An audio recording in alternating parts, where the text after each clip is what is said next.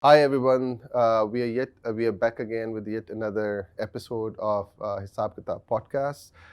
In this podcast, we have another exciting guest with us who have global experience of working with global banks. Our topic for today is going to be why customer experience is the game changer in the digital banking experience. I would like Zohair to introduce himself, and then we are going to get into an interesting discussion. So Zohair, if you Thank you, can. Yasir. Thank you for having me over. Um, how do I introduce myself? I'm a traditional banker that has migrated to the world of digital and customer experience. Um, uh, I look after innovation at UBL. We look after the design, customer experience creation on digital channels, transforming the bank in new ways of working, creating products and services in the digital era for the bank. Um, Past history is being a conventional banker, commercial banker for the past 15, 18 years in the Middle East, mostly in the Middle East and Africa. And now back home and creating more value for all of us. So when you talk about the customer experience, right? Why do you think customer experience is so important in the digital banking? Right. So I think, Yasser, the fact of the matter is uh, banking is very simple and it's not complicated anymore. Or it doesn't need to be complicated. So customer experience is effectively defining how simple, how frictionless, how customer centric you create products and services that you can enable to be reached out to the customer wherever, whenever, and however they want. And that is the pure fact that differentiates how banking is done now and how banking was done before. That the cost of switching is very low. Yeah. People can switch Yeah. very easily if, for whatever reason, they're not satisfied Yeah. with the customer experience. For the interest of this discussion, for our audience, I would want you to draw the parallel between your global experience of all the global banks that you've worked for and what's happening in Pakistan, right?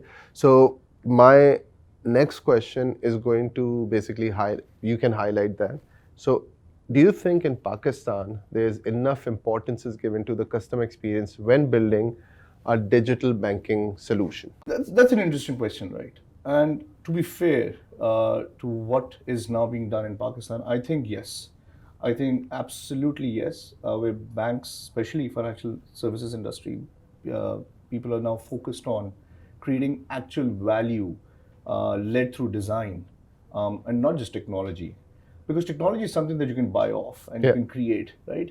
But what you can't buy off easily from anywhere is what is the design and how do you create that unique, frictionless, simple customer experience. And this is something that the West realized quite early on. But Very but true. what is consistent is Pakistan is following the same footsteps. It's at the same pace that you would expect digitized uh, uh, sectors sort of growing and focusing on the center of being the customer and generating that customer value. So yes, um, how people are now conceiving how products and services are created.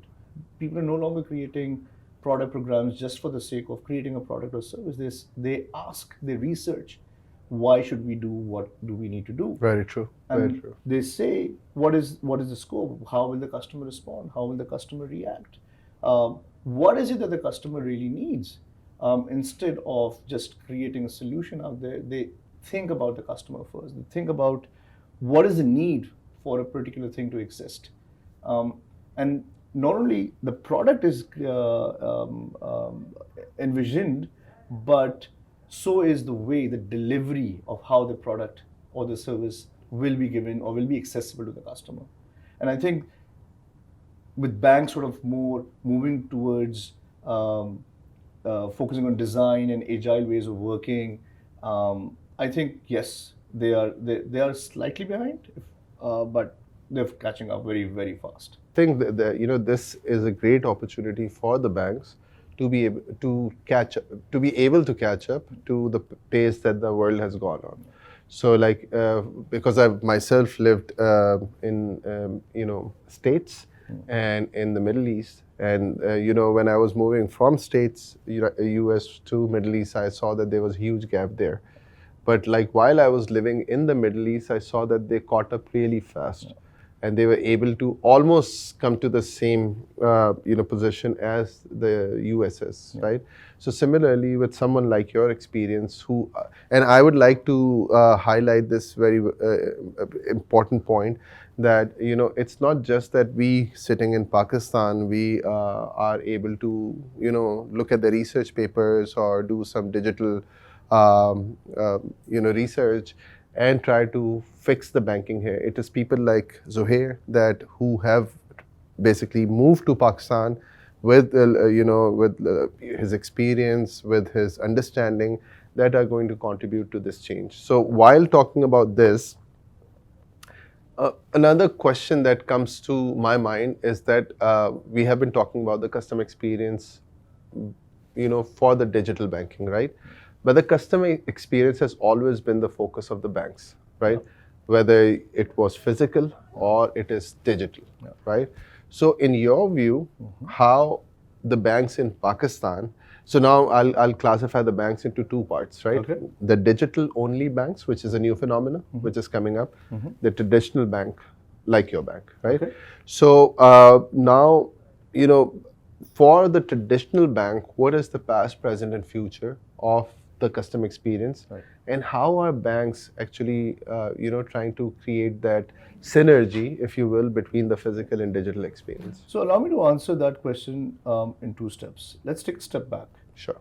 Can a bank or banks or the financial industry, services industry, can it do whatever it's trying to do on its own? And the answer is no. I'll tell you why. And I'll tell you why the West is where the West is, how Middle East is sort of moving towards a faster trajectory towards digital adoption and customer experience creation and value creation over there with fintechs and VCs sort of putting in funds. And you see that same sort of trend also happening in Pakistan. And the answer is the regulator, right? The way that the state bank is really, really focused on, the government of Pakistan that's really focused on in creating the ecosystem, enabling and empowering the ecosystem, I think that allows banks to be able to think and do what they're now doing, right? And I think all of this wouldn't have been possible if the regulator wouldn't have been what the regulator has been doing right now.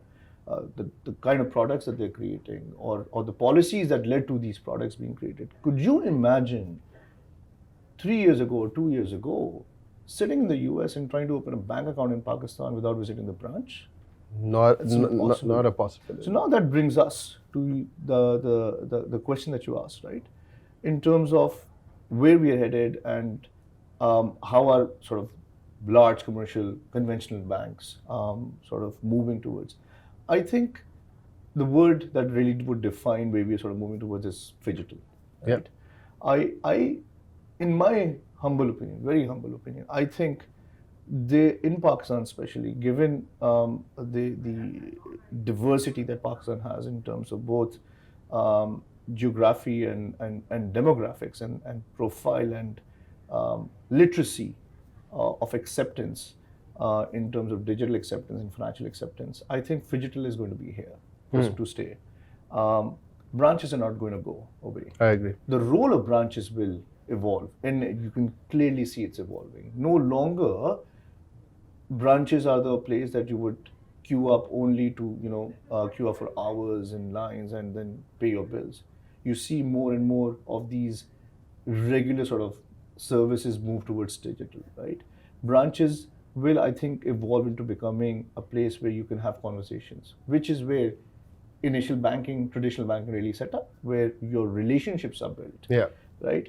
And through relationships, you are able to create value for both the bank and for the customer and for the economy. You create legacy-based banking, and you create digital enablement for services, for your regular services like, oh, I want to update my KYC, I need to order a checkbook, I need to order a debit card. These will become a thing of the past where you could actually get it done without ever needing to visit a branch, for that matter. In fact, the role of a contact center will also evolve Yeah. for that matter. Very right? true. Very true. No longer will you need to call a contact center to try and ask to get things done.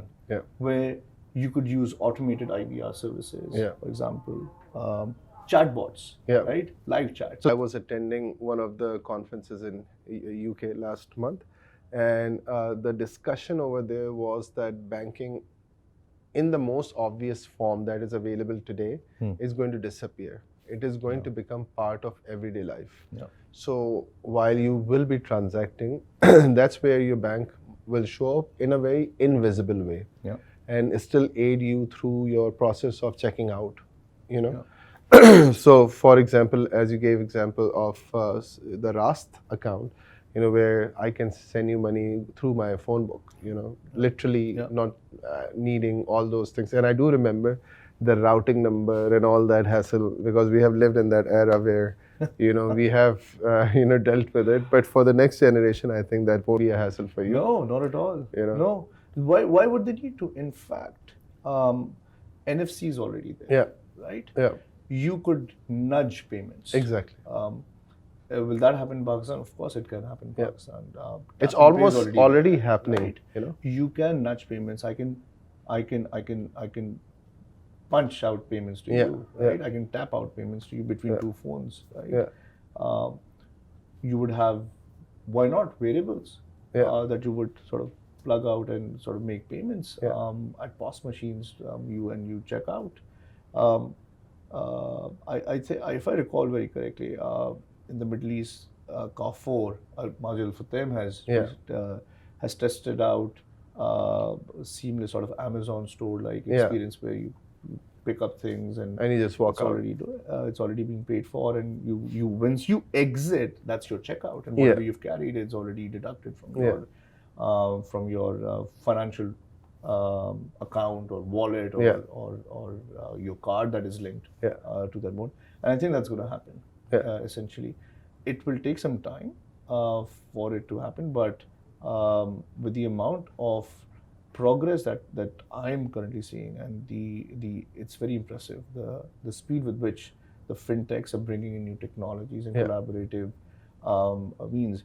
I think what is really also changing is how banks are also, or the financial service industry is now sort of accepting all of this, right? Yeah. It's no longer being very constrictive. Yeah. I think what is likely to happen is that banks are going to become platforms, effectively. They'll be the rails with which you conduct payments and hold your funds with, and you invest with, and do things, but you are no longer constricted to have a particular sort of an enablement. A touch point is what you need to enable, and that's what banks are trying to do right now. Enable, make partnerships, and enable very true. Platform-based solutions to whoever needs to use them. Now, $1 million question, is that if you're looking at the banks that are striving, to really make, this change happen, right? Mm-hmm. So there is always this, debate between a big bank, where you basically go with the new technology, new solution, and you wait for the big bang to happen, even in terms of UI and UX, right? The other approach is, while you are definitely moving towards, the new technology, new solution, new, I would say, like core banking, new digital banking solution, which is tried and tested. You keep developing the incremental UI UX through the agile, methodology, right? So in this debate, there are pros and cons for both, right? What's your take on it? My take would be my own sort of personal experience of seeing how design thinking and agile ways of working gives a far more incremental benefit over a long run, as opposed to big bangs. Both are pros and cons. You're absolutely right. You want to do a big bang, do enough ample research and see what that project is, and do an implementation. Couple of banks in Pakistan are doing major technology transformations in terms of platforms and core systems and so on.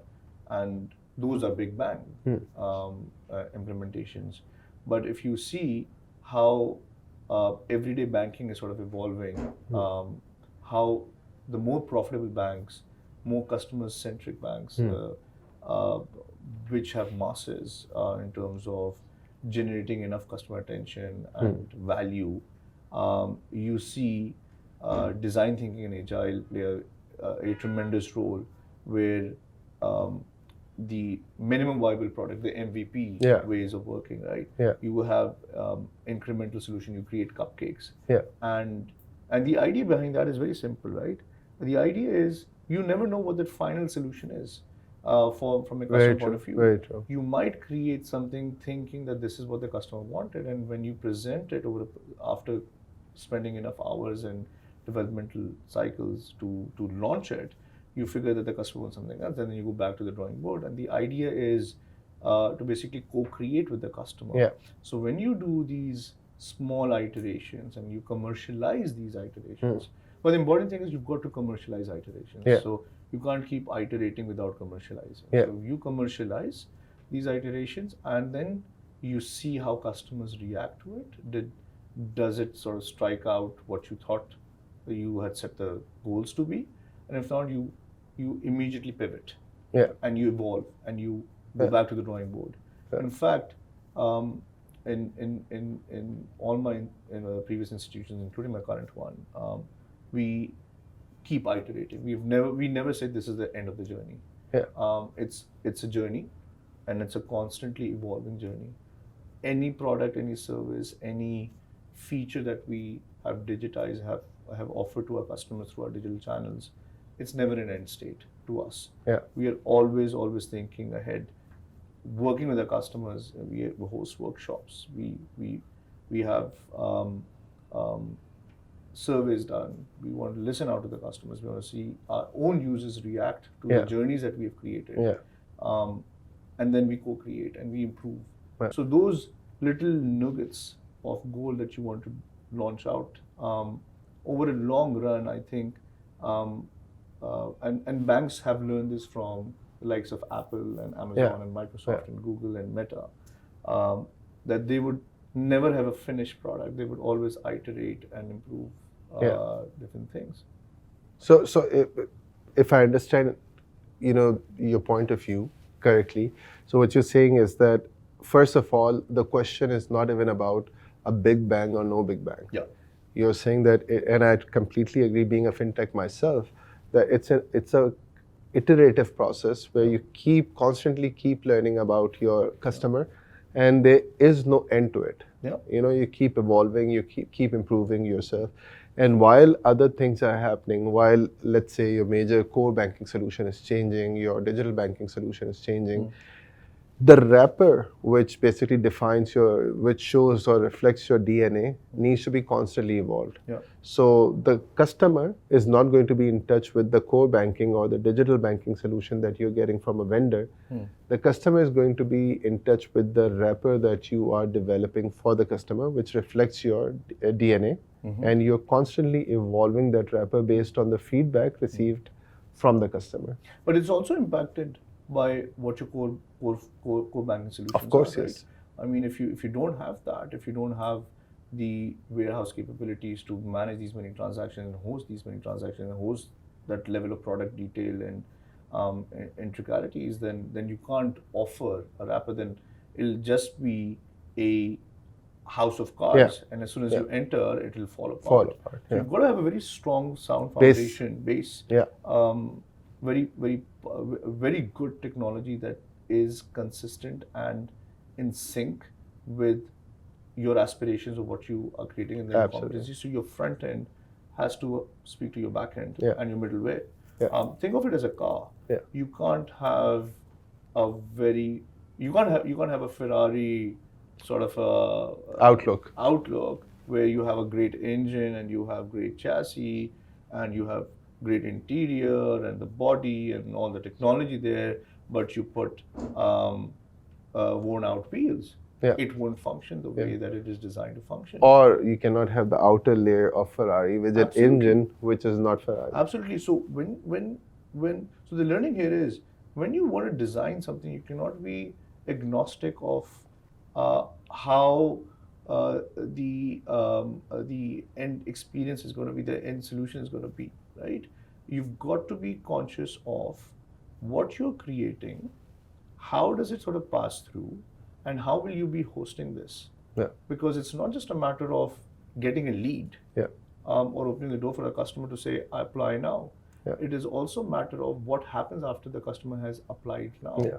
What are the different steps? So that design, the user experience of becoming that customer, and then what happens after he's the customer? Do you continue to give him a solid base of good technology on the basis of which you can create better products and features and services? Because if it's just one thing, there are others that the customer can look out for and say, oh, I don't get this from bank A or institution A, or there's so many others. I can get more value out of those things. So the cost of switching is now very, very low. It's very easy for the customer to switch. And the customer can switch for the simplest of reasons. Right? In fact, customer retention is one of the biggest challenges that the banks have. Because every customer on average in Pakistan have 3 bank accounts, So interestingly, because our time is running out, I would like to now get a conclusion on one thing. So we have discussed, because your last point was really good. So, in order for you to basically drive a Ferrari, you just don't need the look and feel of Ferrari. You also need the engine of Ferrari, right? That's only when you'll get that experience, if you will, of driving a Ferrari. So clearly there are some do's and some don'ts, right? So for banks, for fintechs that are, basically on the same journey, what would be your suggestions on the do's and don'ts for the digital banking experience, if you will, or the banking experience, I would say? So I think the biggest do is, or rather the don't, you consider the glass half empty or half full, is be patient and be resilient. It's okay to fail fast, and then pivot very fast to what you think it works. Before you create something, understand, analyze what the problem statements are. What is the problem that you're trying to solve? Create an end-to-end solution matrix to it. You've got to learn how the hotel industry has sort of maintained that level of expertise, of experience, and creating that value. You've got to create and offer white glove service. And that's what the customer wants, without specifying that they want white glove service. Invest in talent, I would say, because you can get technology, but if you don't have the talent that understands the technology and you can connect the problem statement and the customer requirements to what the technology is, then you can't create good products and services. And I think most importantly, don't be constricted. I think it's very important for people to collaborate. Be open with ideas. Someone somewhere at some time has already done what you've already thought about. Very true. So it's okay to work together. In fact, you create more value, and you can reach out to more customers. So you don't have to reinvent the wheel. So you don't reinvent the wheel, right? You co-create with people. I agree. Right? I agree. So no longer are the times where I think banks create things only entirely by themselves. I think they're now working as partnerships. I can see that, by the way. No, seriously, because if I look at the banks, even local banks in Pakistan, I'm seeing that for the technology, they're partnering with the technology partners. Whereas for creating the custom experience, they're relying on their own innovation teams for designing or developing the wrapper around that. So I think that's a very good combination. And even in the wrapper, I saw your team working with, as you mentioned, with people who already have solutions. Absolutely, and you learn, and you learn faster. So it's not just co-creating solutions, but it's also how you can use and mix up talent. Yeah. And that collaborative, I think, working environment Yeah. also makes things richer. Yeah. And more productive. And that's how we grow together. You know. Absolutely. Zohair, it was a pleasure having you on our show. My pleasure. Thank you so much for your Thank you. time. I'm personally really thankful to Zohair for taking out so much time for us, for you guys. So we'll be back with another episode with another interesting topic. Let's stay tuned. Thank you.